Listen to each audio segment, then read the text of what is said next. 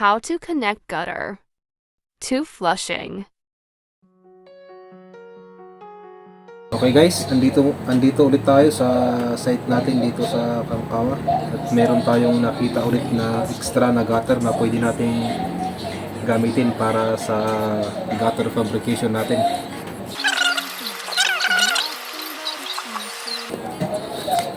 So, unahin muna natin ang mga materialis, mga tools na gagamitin natin dito sa paggawa natin ng gutter.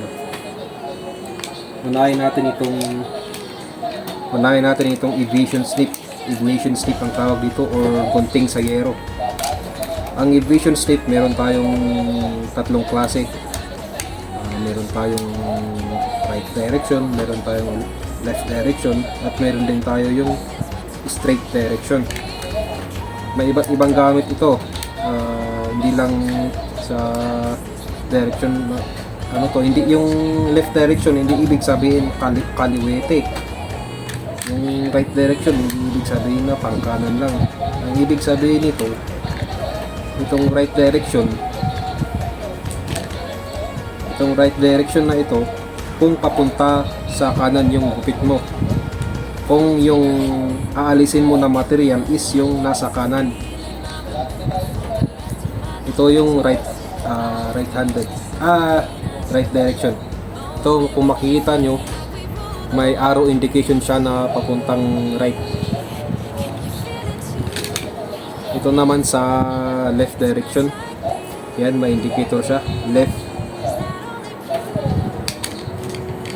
Tapos yung straight ignition snip natin, yan, may tatak siya na S, yung diretso yung niya.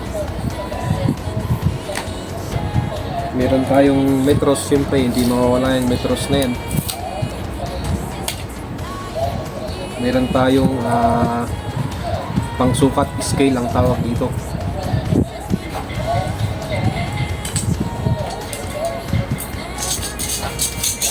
Siyempre hindi mawawala yung eskwela natin. Itong eskwela na to, ito yung tinatawag nila na speed square. Yan, speed square to. Ito yung eskwela na nakasanayan natin, yung square.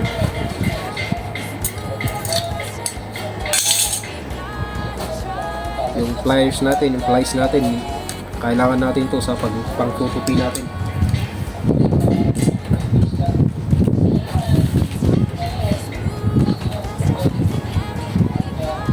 At syempre, sa mga pagbuhan, kailangan natin ng drawing ng gagawin natin. Mas may gina ng may drawing kaysa wala. So ito yung gagawin natin, ipafabricate natin itong nasa drawing. Okay, so ito yung retaso natin sa site natin. Sayang naman kung hindi natin gagamitin, kaya gagamitin ko na lang ito para materials natin sa video natin ngayon. So una, dito yung gugupitin natin na papunta sa ito yung papunta sa flashing. Kasi yung ipapabricate natin ngayon is flashing gutter to gutter. So umpisa na natin.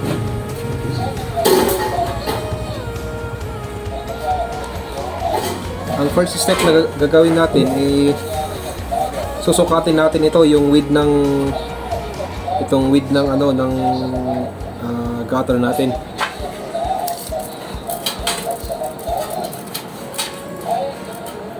Yan, so nasa 10 siya. Ang gagawin natin, susukat tayo dito na ito yung sa harap, ito yung papunta sa fascia board.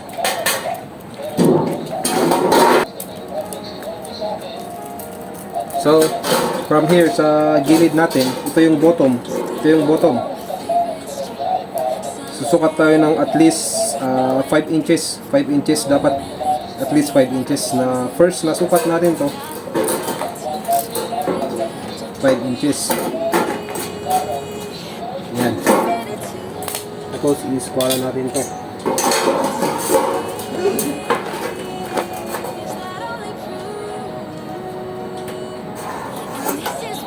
Yan yung 5 inches natin. Tapos susukat ulit tayo ng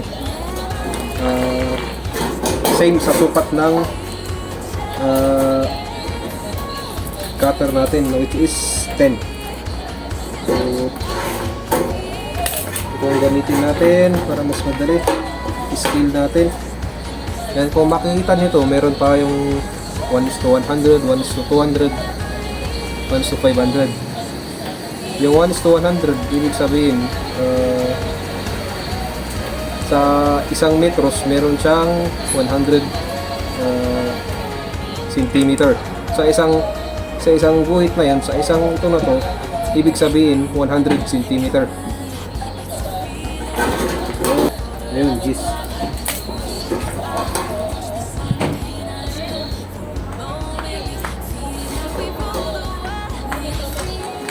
Samahan natin.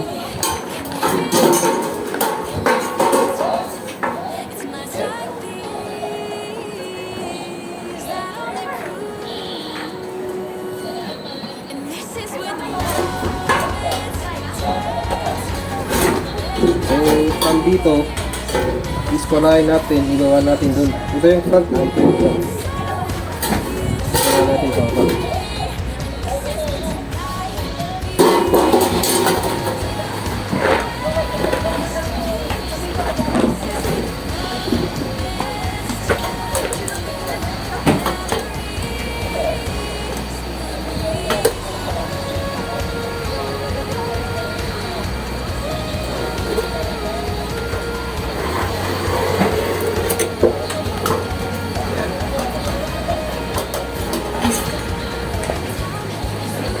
So,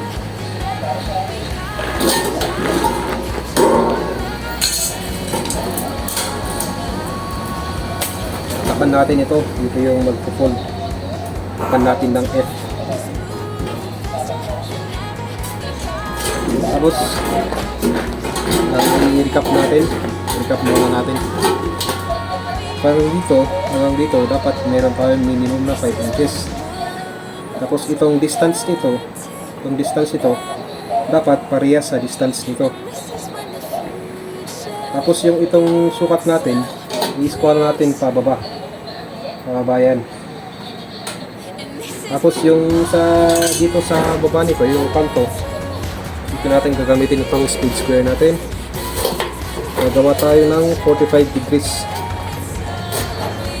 Yan. 45 degrees yan. Tapos another 45 degrees.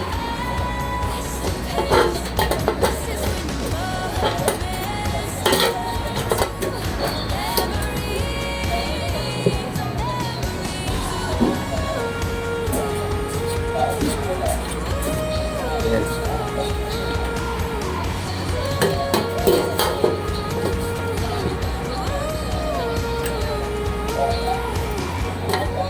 Tapos iskola ulit na rin ito pataas.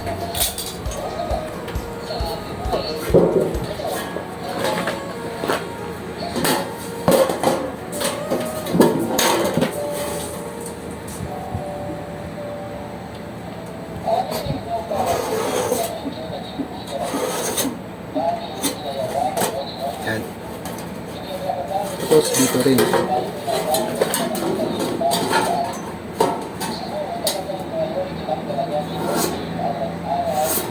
Diretso to guys Dapat rin yung isang to. Diretso rin to. Para makita natin kung ano yung cut natin.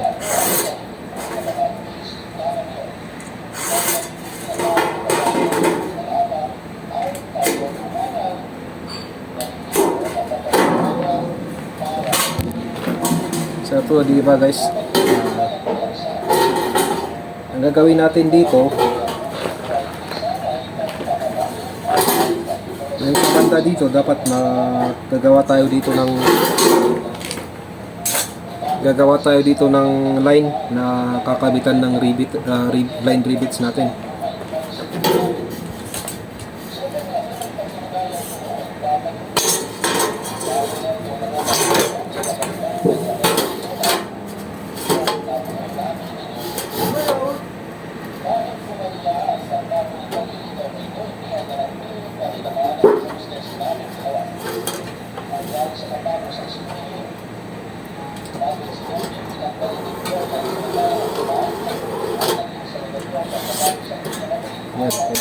Pwede nyo lakihan yan kung gusto nyo.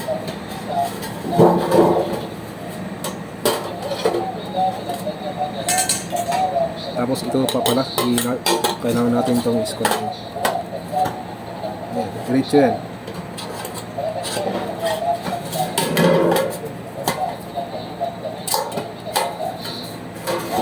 Tapos gagawa tayo dito ng half nito para may pang-rebeatsan tayo. Yan.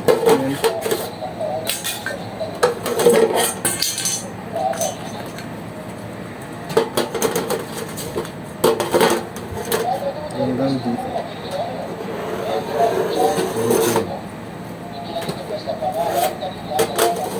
Ang purpose nito, paglalagyan natin ito ng line rivets. So kung dito yung tutupi na pa ganun, dito sa banda ka kuha ng iwan mo.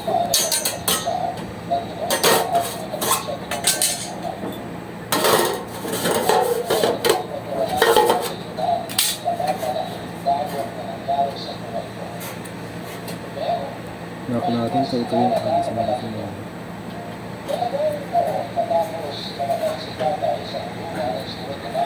Tapos dito maglalagay din tayo ng isa pang ganito. So isuwala natin yan on the way sa likod. Hanggang sa likod.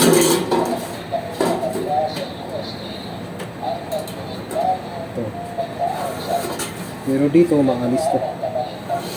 Maalis ng banda na to. Dito ka lang mag-iwan.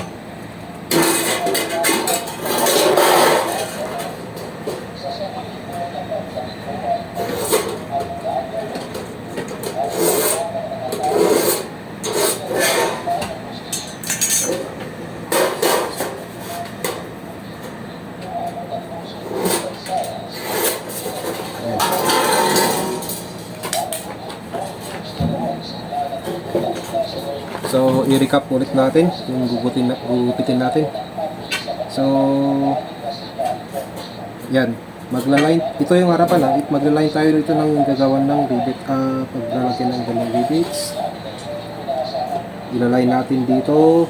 Magpo-45 degrees siya dito. Dito. Hanggang dito yan sa likod. Hanggang dito yan sa likod. Pati yung isang line dito. Tapos yung sentro na to.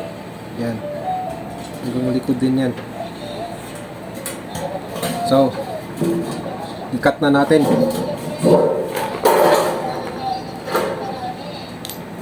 Guys, yung unahin natin dito na banda is dito. Yung dito para pag kinupit natin to mas madali lang i-ganon natin. Ang gagamitin pala natin na aviation slip dito is yung right direction. Ito.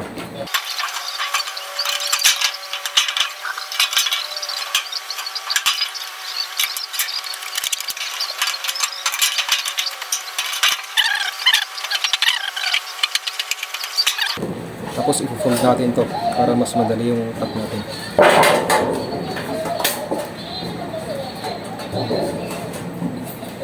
Tapos dito naman, cut natin itong diretso na to.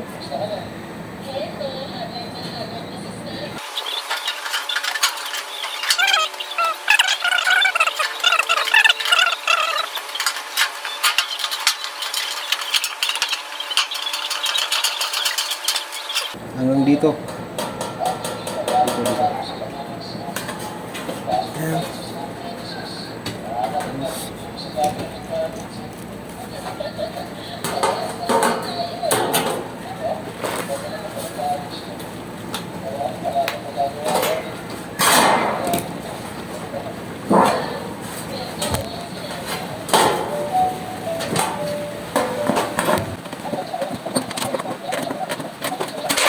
Natin. So, ang gagawin naman natin, iwan natin to.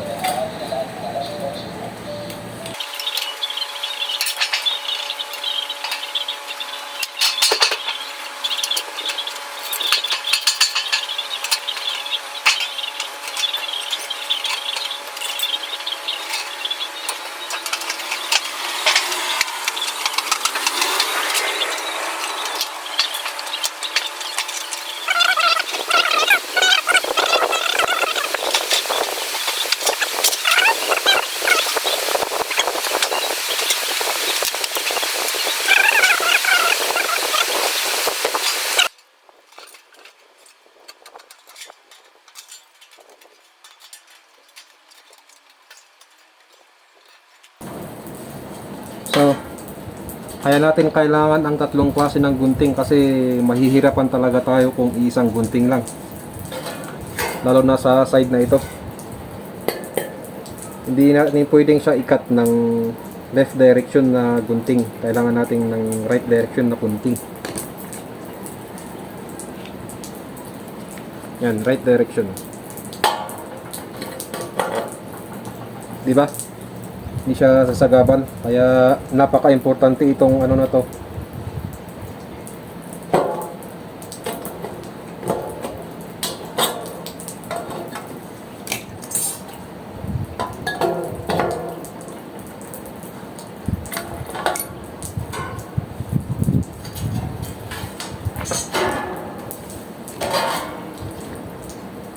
Di ba guys, tinira natin ito.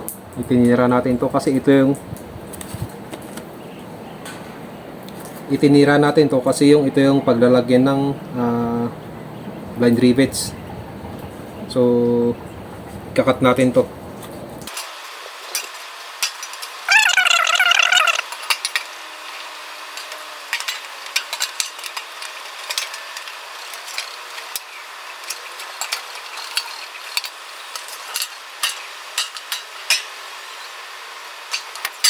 So okay na yan guys. Yan, ganyan yung itsura niya.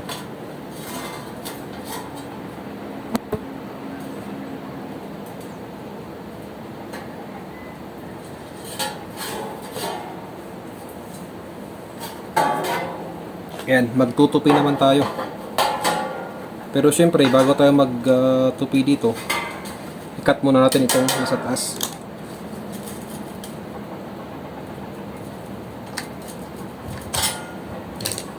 Para ma-fold natin na pa ganun.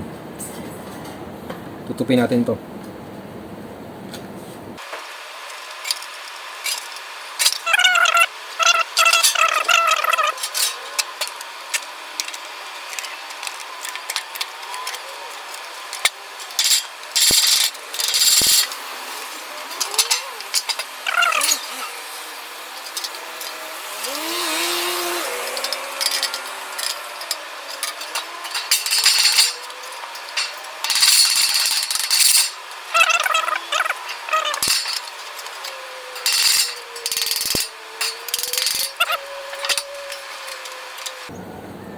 So dito guys, 'di ba, meron tayong sukat dito na 10 din dito. 10 centimeters. So ikakat natin ito kasi ito yung i-fold natin. Cut natin itong edge para wala siyang kagabal kapag fold na natin.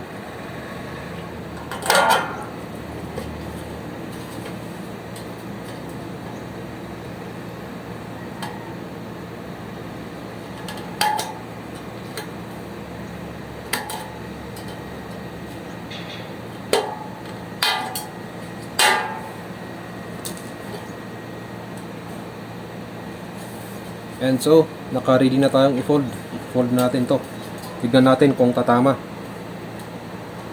So, pero bago natin ito, i-ikot muna natin para pag may na-miss kayo. Yan.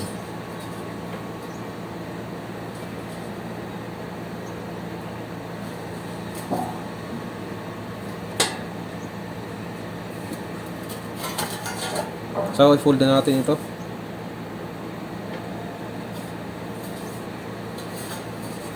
Sana tumama.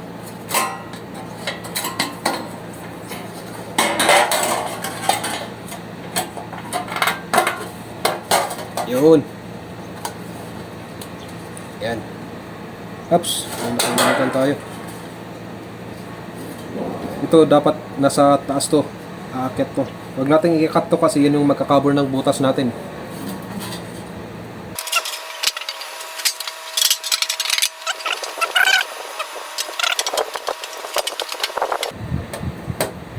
Tapos dito natin siya i-rivets dito sa banda dito. Rivets yun dito. Yan.